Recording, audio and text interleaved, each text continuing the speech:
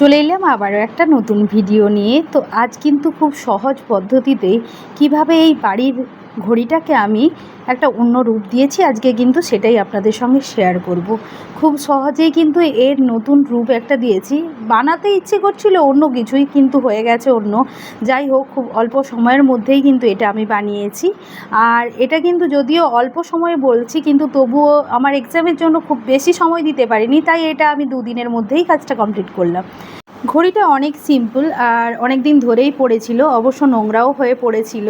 চলছে, যদিও এই ঘড়িটার কোনো সমস্যা হচ্ছিল না, ঘড়িটা চলছিল। তাই ভাবলাম এটাকে যদি একটু লুকটা চেঞ্জ করে দেওয়া যায়, কিন্তু অন্য কিছুই বানাতে চাইছিলাম, সেটা হয়তো অনেক লং সময় লাগবে বলেই কিন্তু আমি বানাতে পারিনি, বা অনেক লং টাইম লাগবে।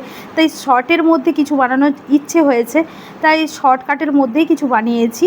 যাই হোক, এখানে কিন্তু আমি বেশি কিছু না, কাঠ কাগজ নিয়েছি আর সেটাকে একটু একটু মাপ করে নিয়েছিলাম। তারপরে এখানে একটা জুটের আসন নিয়েছি আমি। অবশ্য আমার জুটের এখানে কোনো কিছুই থলে বা কিছুই ছিল না আমার কাছে, তাই এখানে আসনটাকেই কিন্তু আমি এটা কেটেছি।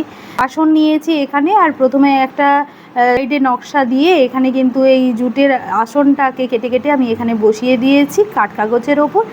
তারপর এখানে কিন্তু আঠার সাহায্যেই আমি বসিয়েছি। আর এখানে আর একটা কাজ করেছি, আমি ক্লে দিয়ে আমি ফুল বানিয়েছি আর শলা তার ওপর লাগিয়ে দিয়েছিলাম ফুলটার ওপর। আর এখানে রং তুলি ব্যবহার করেছি।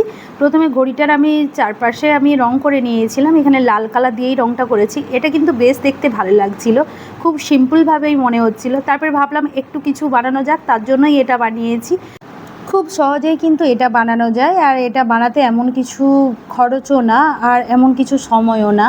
হয়তো আমার সময়টা কম বলে তাই আমি এটা সময় নিয়েছি, নাহলে এটা খুব কম সময়েই কিন্তু বানানো যায়।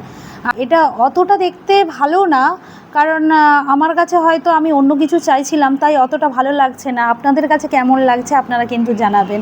আর এরকম সিম্পল কিছু যদি আপনাদের কাছে আইডিয়া থাকে, তো আমাকে অবশ্যই কমেন্ট করে জানাতে পারেন। এরপর এখানে আমি ক্লের সাহায্যে একটা একটা করে ফুল বানিয়েছি, আর এখানে কিন্তু লাল আর হলুদ রঙের ফুলটা বানিয়েছি, আর মাঝে আঠা দিয়ে একটা একটা করে আমি শলাগুলোকে বসিয়ে দিয়েছি। এর জন্য আরও বেশি ভালো লাগছে। তো এর ওপর ফুলটা বানালে আরও বেশি ভালো লাগতো। তো এখানে মোটামুটি লেগেছে, বাট অতটা ভালো লাগেনি। যদিও ঘড়ির সাইডগুলোতে আমি এখানে ফুলগুলোকে অ্যাড করেছি, আর আঠা দিয়ে এগুলোকে একটা একটা করে বসিয়ে দিয়েছি। আজকের ভিডিওটা আপনাদের কাছে কেমন লাগলো আপনারা কিন্তু অবশ্যই আমাকে কমেন্ট করে জানাবেন। খুবই সিম্পলের ওপর অবশ্যই বানিয়েছি। আজকে এই অবধি, দেখা হবে কিন্তু আপনাদের সঙ্গে নতুন একটা ভিডিও নিয়ে।